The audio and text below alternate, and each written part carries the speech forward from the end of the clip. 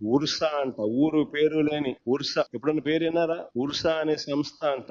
ఊరు పేరు లేని సంస్థకు విశాఖపట్నంలో రూపాయికి ఇడ్లీ వస్తుందో లేదో తెలియదు కానీ రూపాయికి ఉర్సాకు 3,000 కోట్ల రూపాయలు భూములు ఇస్తున్నారు.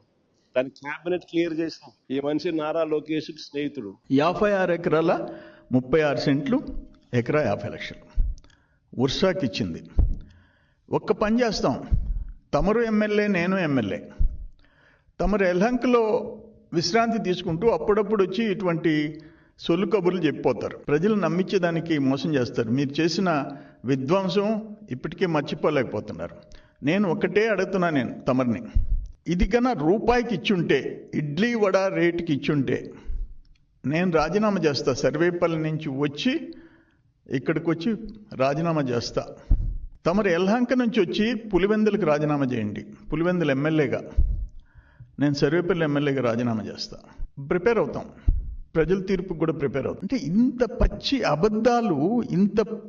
అబద్ధాలు తమరు చెప్తే, తమరు అసలు వ్యవస్థల్ని 14th ఫైనాన్స్ పంచాయతీల్ని కూడా ముంచేసిన వాళ్ళు మీరు.